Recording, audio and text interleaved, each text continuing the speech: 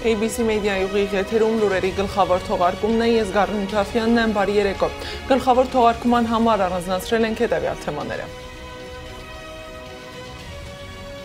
Անպարկեշտ տեսանյութեր ու կաթողիկոսի հրաժարականի պահանջ Արշակ Սրբազանն անդրադարձել է տարածված լուրերին ու տեսանյութերին։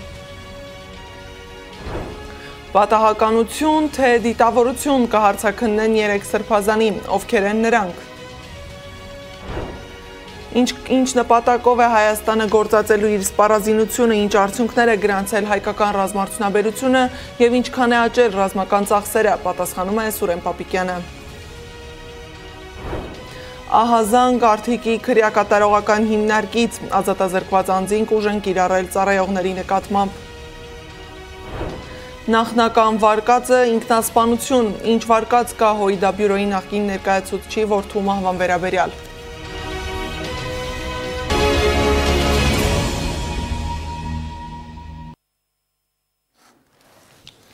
Ինչ որ պատահականությամբ կամ հենց դիտավորությամբ վաղը պատարագի ժամին հարցաքննելու են 2 քահանայի՝ Հովանավանքի հոգևոր հովիվ Տեր Սարգիս Քահանա Սարգսյանին, որը պետք է կիրակի պատարագ մատուցեր նույն օրը ժամը 9-ին, քննչական մարմինը հրավիրել է հարցաքննության, հայտնել է Արա Զոհրաբյանը։ Նույն օրը նույն ժամին հարցաքննելու են նաև Բյուրականի Սուրբ Հովհաննես եկեղեցու հոգևոր սպասավոր Տեր Վրդանես Բաղալյանին։ Արագածոտնի թեմը հայտարարել է, որ նրան և մյուս քահանայահայրերին հարցաքննության հրավիրողը կամ անտեղյակ է, որ քահանաները սուրբ պատարագ են մատուցում կիրակի կամ անկողմնակալ չէ և ապօրինի հանձնարարություն է կատարում, նպատակ ունենալով խաթարել թեմում մատուցվող պատարագները։ Տիգրան Աբրահամյանի խոսքով էլ իշխանությունն ընդամենը համեստություն է դրսևորել և կիրակնօրյա պատարագի օրը միայն արագածոտնի թեմի հոգևորականներին քննչական հրավիրել, մինչդեռ կարող էր անել այլ բան։ Կարող էր չէ միանգամից բոլորին առանց քննչական հրավիրելու տներից հավաքել մոմավաճառից բարձրաստիճան հոգևորականներ, ԱԺ-ի արտահերթ նիստով դատեր ու ճանապարհեր գաղութներ, բայց չի արել։ Դրա փոխարեն ընդամենը մարդուն արատավորող գործողություններ է արել, հետո չարչարվել Telegram ալիք բացել, հետո իրենց քարոզչական միջոցներով տարածել։ Իսկ օրենքներն ու սահմանադրությունը ինչ կապ ունեն իշխանության հետ։ Դա իրենց չի վերաբերվում։ Դա գրվել է սովորական մահկանացուներիս համար, իսկ իրենք վեր են ամեն ինչից։ Փաշինյանն իրեն մի օր կառավարություն է հռչակում, կաթողիկոս կհռչակի, մի օր էլ կհոգնի ու կալանավոր կհռչակի։ Ավելի վաղ Telegram ալիքում հայտնվել է անպարկեշտ տեսանյութեր, ըստ հրապարակողների Արշակ Սրբազանի մասնակցությամբ։ Իսկ դրանից շատ չանցած իշխանական CVKM-ում հայտնվեց մի նյութ, ըստ որի Արշակ Սրբազանը պահանջել է կաթողիկոսի հրաժարականը։ Սրբազանն անդրադարձել է տարածված լուրերին ու տեսանյութերին, եկեղեցին տկարացնելու, եկեղեցականներին վարկաբեկելու, հանրությանը պառակտելու, մարդկանց ահաբեկելու իշխանության հայտնի գործելավոճը համոզված են որևէ արդյունք չի ունենալու։ Խնայեք ձեր էներգիան, պարոնայք և տիկնայք, այն ձեզ պետք է լինելու պատասխանատվության ժամին, երբ ամբողջապես կբացահայտվեն ձեր երեսների հակառակ կողմերը, գրել է Արշակ Սրբազանը։ Մարդկանցից շատերն ինձ խորհուրդ էին տալիս արագ արձագանքել և հերքել։ Ցանկանում եմ արձանագրել, որ ուժերի գերելարումով իսկ լուրջ դեմքով չեմ կարող լծվել հորինվածքների ու զրպարտությունների հերքմանը։ Խելամիտ եմ համարում արհամարել։ Հետևաբար շահագրգիռ անձանց հրապարակավ հղում եմ իմ արհամարանքն ու քմծիծաղը։ Ուղղակի զավեշտալի է, թե երկրի շուրջ ծավալվող վտանգավոր զարգացումների, հասարակության պառակտման, մոլեգնող հանցավորության և նմանատիպ ծանր մարտահրավերների պայմաններում ինչպիսի խեղճատակություններով է զբաղված իշխող քաղաքական ուժի քարոզչամեքենան, անշուշտ հետևելով գործադիր իշխանության ղեկավարի հակաօրինական ուղղորդումներին, այդ թվում հրապարակային։ Եկեղեցու դեմ սկսված արշավին անդրադարձել է ռուս ուղղափառ եկեղեցու ներկայացուցիչը։ Հայաստանի իշխանությունը հայ առաքելական եկեղեցու դեմ հարձակումներ և սպառնալիքներ կիրառելով գերազանցում է իր լիազորությունները։ Օրենքով եկեղեցին անջատ է պետությունից։ Հայ ժողովուրդը դրան վերաբերվում է մեծ հարգանքով և Նիկոլ Փաշինյանին լիազորություն չի տվել այն բարեփոխելու իր հայացողությամբ։ ՌԻԱ Նովոստիին ասել է Մոսկվայի և համայն Ռուսիո պատրիարք Կիրիլի խորհրդական քահանա Նիկոլայ Բալաշովը։ Տպավորություն է, որ Հայաստանի կառավարության ներկայիս ղեկավարը որոշել է անհավասար պայքարի մեջ մտնել ազգային հոգևոր կարգերի հետ, և այդ նպատակով նա դիմում է հոգևորականության նկատմամբ հալածանքների և վիրավորանքների, ձերբակալում հոգևորականներին և սպառնում է բռնագրավել եկեղեցական շենքերը։ Սա կարող է պայմանավորված լինել արտաքին ուժերի ազդեցությամբ, քանի որ նման գաղափարներն ակնհայտորեն չեն արտացոլում հայ ժողովրդի զգացմունքները, որոնք բարձր են գնահատում իրենց եկեղեցին և չեն տվել Փաշինյանին այն սեփական կմահաճույքով բարեփոխելու լիազորություն։ Իսկ խորհրդարանի հերթական որոշումը փորձագիտական դաշտը դիտարկում է որպես հերթական հարված ուղղված եկեղեցուն։ 58 կողմ 11 դեմ ձայնով ազգային ժողովն ընդունել է շողակաթ հեռուստաընկերությունը փակելու նախագիծն ամբողջությամբ։ Նախագծի հեղինակներն են քաղաքացիական պայմանագիր խմբակցության падգամավորներ Թագուհի Ղազարյանն ու Սիսակ Գաբրիելյանը։ Հիշեցնեմ, падգամավորներն առաջարկում են կրճատել հանրային կարգավիճակ ունեցող հեռուստաալիքների թիվը 3-ից դարձնելով 2։ Հանրային 3 ալիքներն են առաջին ալիքը, որպես հիմնական հեռարձակող, հոգևոր մշակութային շողակաթը եւ լուրեր լրատվական ալիքը։ Շողակաթ հեռուստաընկերությունը փակելու նպատակը եկեղեցու բովանդակային ապամոնտաժումն է, վստահ է Վահե Դավթյանը։ Եթե խնդիրը միայն անձը լիներ, ապա հասցվող հարվածներն ուղղված չէին լինի ինստիտուտների ապամոնտաժմանը, մինչդեռ այսօր հարվածը հասցվում է հենց համակարգին, եկեղեցուն, որպես հայ ժողովրդի հոգևոր ինքնիշխանության վերջին ամրոց, գրել է փորձագետը։ Խորքային մակարդակում մենք ականատես ենք կրոնաշխարհի քաղաքական վերաձևման փորձի։ Հայաստանը վերածվում է փորձադաշտի, որտեղ քրիստոնեական ինքնության թուլացման գործընթացն իրականացվում է խաղաղության եւ հանդուրժողականության կարգախոսների ներքո։ Իրականում սա նոր գաղափարական ինժեներիա է, ուղղված ազգային պետականության հոգևոր հիմքերի մաշեցմանը։ Այս գործընթացում երևում է Դոստոևսկու դևերում հանգամանորեն ներկայացված այն վարքաբանությունը, որում ազատությունը վերածվում է հոգևոր քայքայման գործիքի, վարակելով հավատը կասկածով, բարոյականությունը գաղափարախոսությամբ, ծառայությունը մոդեռնիստական պսևդո-ռեֆորմիզմով։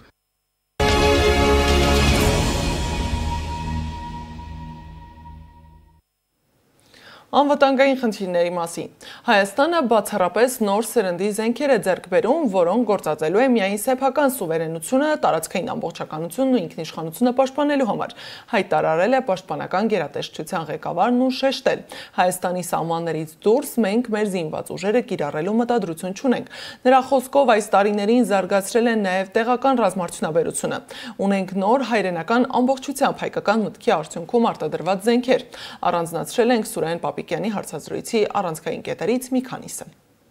Պաշտպան հայրենիաց ծրագրով ծառայության է անցել 4217 պայմանագրային զինծառայող։ Ապահովել ենք վարժական հավաքների հավաքագրման 100%-անոց արդյունք։ Ամեն ինչ անցնում ենք, որ հավաքներն անցնեն հնարավորինս լավ պայմաններում։ Բանակում մահացությունների թիվը 2025 թվականին զգալիորեն նվազել է։ Բանակում ծառայության վերաբերյալ 5 մահվան դեպք է գրանցել, որից մեկը կայծակի հարվածից, մեկը հոսանքահարման, 2-ը առողջական խնդիրների պատճառով եւ մեկը ցավոք ինքնասպանության։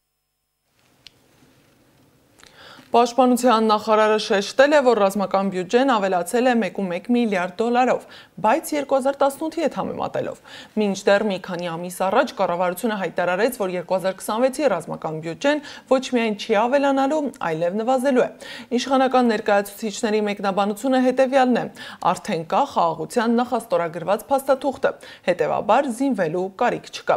Սակայն նույն խաղաղության խաչմերուկի շահառու Ադրբեջանն ավելացնում է ռազմական բյուջեն, կրկնապատկելով այն, շարունակում է իր զորքերը թողնել Հայաստանի Հանրապետության սուվերեն տարածքում, սպառնալ Հայաստանին, պահանջներ ներկայացնել ու դատել մեր հայրենակիցներին, կեղծ մեղադրանքներով։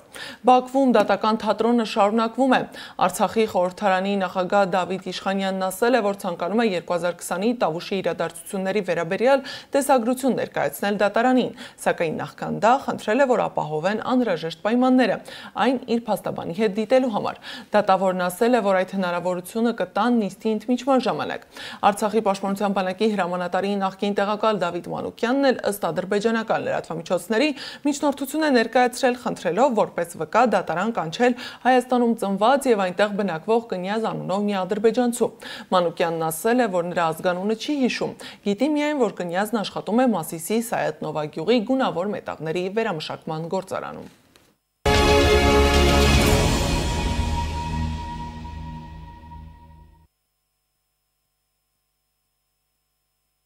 Գիշերը մահացել է ամիսներ առաջ անհետ կորած, ապա Մարմարիկ գետում գտնված 2-ամյա Տիգրանի հայրը Նորայր Պետրոսյանը։ Գործընկերոջս հետ զրույցում հայտնել է Մարմարիկի վարչական ղեկավար Արթուր Քարամյանը։ Գյուղապետի խոսքով Նորայր Պետրոսյանը մահացել է սրտի կաթվածից, սակայն այս տեղեկությունը դեռևս հաստատված չէ։ Հիշեցնեմ, որ մայիսի 4-ին հայտնի դարձավ, որ Մարմարիկ գյուղում կորել է 2 տարեկան Տիգրանը։ Նրա մարմինը գտան միայն 20 օր անց Մարմարիկ գետում։ Եվս մեկ ողբերգական դեպք ժամեր առաջ մահացել է ՀՅԴ բյուրոյի նախկին ներկայացուցիչ Հրանտ Մարգարյանի որդին Մխիթար Մարգարյանը։ Նախնական վարկածը ինքնասպանությունն է, հայտնել է ներքին գործերի նախարարության մամուլի քարտուղար Նարեկ Սարգսյանը։ Ինքնասպան է եղել կրակելով ինքն իր վրա։ Քննչական կոմիտեն նախաձեռնել է քրեական վարույթ եւ միակ վարկածն ինքնասպանությունն է, որը հաստատում են ականատեսներն ու երևում է տարածքում արված տեսաձայնագրություններով։ Գտել են նաեւ ատրճանակը։ Ահազանգ արդյիկի քրեակատարողական հիմնարկից ազատազրկված անձինք ցուցաբերել են անհարգալից վերաբերմունք եւ բացահայտ ագրեսիվ վարքագիծ ֆիզիկական ուժ գործադրելով ծառայողների նկատմամբ, հայտնել է քրեակատարողական ծառայությունը, սակայն վիճակը կարգավորվել է, պատճառը հիմնարկում քրեական ենթամշակույթի արգելված իրերի դեմ պայքարի, խցերից չթույլատրված առարկաների եւ սահմանված չափանիշներին չհամապատասխանող կահույքի դուրս բերման աշխատանքներն էին, որոնք ազատազրկված անձանց մոտ առաջացնում էին դժգոհություն եւ ուղեկցվում անօրինական պահանջներով։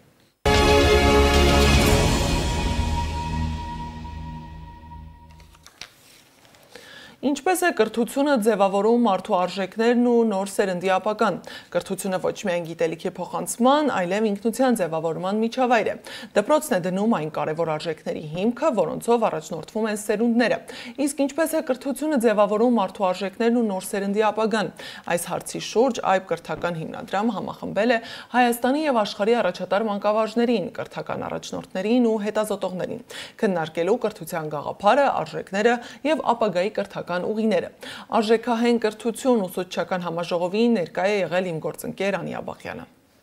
Ամերիկյան համալսարանում այբական մթնոլորտներ։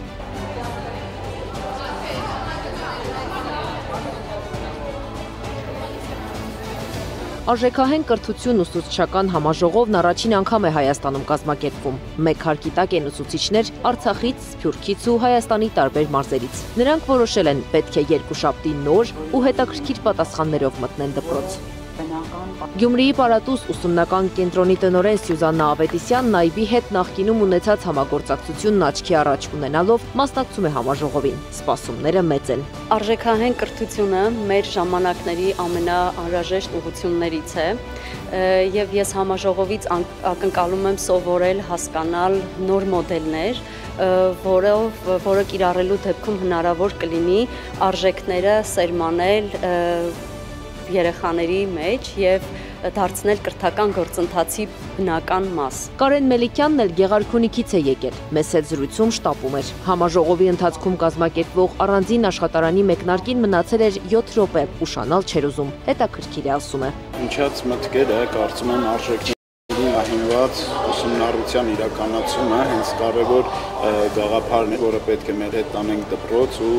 դպրոցում կրթությունը կազմակերպենք հենց արժեքների վրա հիմնված։ Ինչպես է կրթությունը ձևավորում մարդու արժեքն ու նոր սերնդի ապագան։ Այս հարցի շուրջ մտածելու համար է այբ հիմնադրամը համախմբել Հայաստանի եւ աշխարհի առաջատար մանկավարժներին, կրթական փորձագետներին ու առաջնորդներին։ Համաժողովի 2 օրերին հայ ուսուցիչները հնարավորություն ունեն փորձը փոխանակել միջազգային որակավորում ունեցող մասնագետների հետ։ Այստեղ են Քեմբրիջի համալսարանի ներկայացուցիչներ։ Նրանցից Ստիվ Քինգը առաջին անգամ չէ Երևանում։ Ասում է կրթական արժեքները ձևավորում են պետությունների հասարակությունը, ինչը կարելի եւ պետք է ժամանակ առ ժամանակ բարեփոխել։ Հայաստան գալու իմ նպատակը իմ սեփական փիլիսոփայությունը, իմ արժեքները կամ Քեմբրիջի արժեքներն ու փիլիսոփայությունը տարածելը կամ ներկայացնելը չէ։ Իհարկե ես կկիսվեմ դրանցով եւ կարծում եմ դրանք որոշ առումներով նման են գործընկերների, օրինակ IB հիմնադրամի արժեքներին, բայց ես այստեղ եմ հիմնականում սովորելու, հասկանալու թե որոնք են հայկական կրթական համակարգի ուժեղ արժեքները։ Համաժողովին մասնակցում են նաև Մոլդովայից ու Վրաստանից հրավիրված կրթական առաջնորդներ։ Հիմա աշակերտների հարցերը փոխվել են։ Ուսուցիչների մոտեցումները պետք է համապատասխանեն այդ հարցերին։ Օրինակ ասում են, ինչու ժամանակ ծախսել կրթվելու համար։ Կարևոր է կամ պետք է պատասխանները չեն բավարարում նրանց, ասում է Արամ Փախչանյանը։ Երեխաները ամեն ինչ տեսնում են, իրենք արդեն մանկամիտ չեն այնքան ինչպես մենք էինք ժամանակին։ Իրենք ուզում են հասկանալ եւ իմանալ իրենց ժամանակը ինչի համար է դպրոցում ծախսվում։ Իրենք չեն ուզում դպրոցում իրենց բանտում զգալ։ Իրենք ուզում են, չեն ուզում որ գան դպրոց, որովհետև պիտի փողոցում չլինեն այդ ժամերին։ իրենք ուզում են իմաստավորված անցկացնել ժամանակը դպրոցում եւ հարցեր են տալիս։ Եվ ես խոսում եմ իհարկե այն խելացի երեխաների մասին, բայց կան նրանք, որ չեն էլ հասկանում, թե իրենք ինչ են ուզում։ Եվ դա էլ ավելի վատ վիճակ է, ավելի բացեթողի վիճակ է, որ երեխան ընդհանրապես չգիտակցում ով է նա, ինչն է իր համար կարևոր, ինչ է ուզում անել կյանքում, որն են իր կյանքի նպատակները։ Մենք վերափոխում ենք Հայաստանը կրթությամբ։ Համաժողովի կարգախոսն է Արամ Փախչանյանի խոսքով կրթության հիմքը արժեքներ սերմանելն է։ Աշակերտի երազանքը թանկարժեք մեքենա ունենալը չպետք է լինի։ Մենք ունենալու ենք դպրոց ավարտող երեխաներ, որոնք միակ երազանքը Bentley ունենալն է։ Եվ իր ամբողջ ճանապարհը գնալու է դեպի այդ Bentley ունենալու երազանքով։ Եվ որտեղ է հասնելու բնականաբար կոտրված տաշտակին, որտեղ անգամ եթե վիզ դնի այդ Bentley ունենա, Bentley կնստի եւ այդ պահին կհասկանա, որ իր ամբողջ կյանքը անիմաստ է անցել։ Ոչինչ չի արել կյանքում, ոչ բանը ոչ մեկին օգուտ չի բերել, ոչ մի բան նվիրված չի եղել, չի ստեղծել արժեք։ Ստեղծել է գումար, դիզել է գումար եւ այդ գումարը վատնել է մի հատ երկաթի կտոր գնելու համար, ու մեջ պիտի նստել եւ իրեն փառավորել։ Փախչանյանը վստահ է, համաժողովն առաջինն է, բայց ոչ վերջինը։ Մանկավարժական, նորարարական կրթությամբ արժեքային կրթությունն առօրյա պետք է դառնա։ Սովորական երևույթ մեր հասարակության համար, համայնքին գաղտնիքներ ու բանալիներ փոխանցելու համար է համաժողովը։ Մենք հավատում ենք, որ կրթության ոլորտում անընդհատ պետք է վերապատրաստել եւ սովորել, եւ այդ պատճառով կազմակերպել ենք արդեն ուսուցչական համաժողովներ միայն այլի շրջանակում, այժմ ուրախ եմ, որ հնարավորություն ենք ունեցել ընդլայնել այդ համագործակցությունը։ Համաժողովին մասնակից հայ մանկավարժները երկուշաբթի նոր ու հետաքրքիր պատասխաններով են մտնելու դպրոց, արդեն փորձի փոխանակում անցկացնելով ուսուցիչների եւ ինչու ոչ ծնողների հետ։ Կրթությունը պետք է արժեքներ սերմանի։ Անի Աբաղյան, Մհեր Դավթյան, Գեգամ Ղազարյան, ABC Media։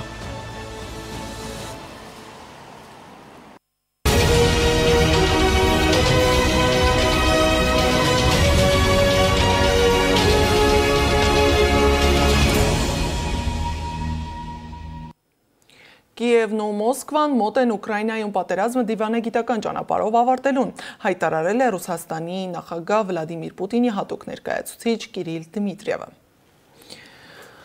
Թուրքիայի փոխարտգործնախարար Նուհ Ելմազը կդառնա Սիրիայում հանրապետության արտակարգ եւ լիազոր դեսպանը։ Ելմազը կլինի Թուրքիայի առաջին դեսպանը Սիրիայում 13 տարվա ընթացքում։ Դամասկոսում Թուրքիայի դեսպանատունը փակվել էր 2012 թվականի մարտին եւ վերաբացվել միայն անցյալ տարվա դեկտեմբերին Սիրիայում իշխանափոխությունից հետո։ Միջազգային լուրերը ռեպորտաժում։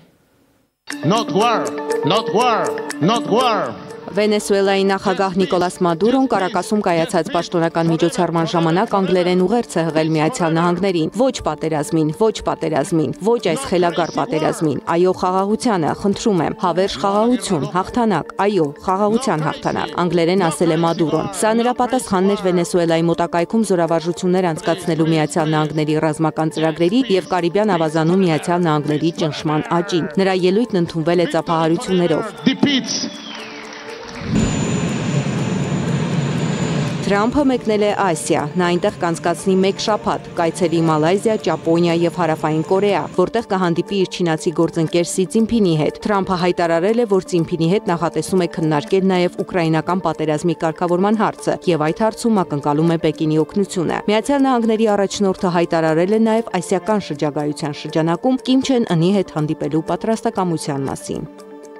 Թուրքիան իր տարածքն է առաջարկում Պուտին-Թրամփ հնարավոր հանդիպման անցկացման համար։ Մենք պատրաստ ենք ցանկացած պահի հյուրընկալել նման հանդիպում, հայտարարել է Ռեջեփ Թայիփ Էրդողանը։ Թուրքիայի առաջնորդն ափսոսանք է հայտնել, որ Բուդապեշտում Թրամփ-Պուտին հանդիպումը չեղարկվել է։ Նա նշել է, որ Անկարան ցանկացած երկխոսություն օգտակար է համարում Ուկրաինայում հակամարտության դադարեցման համար։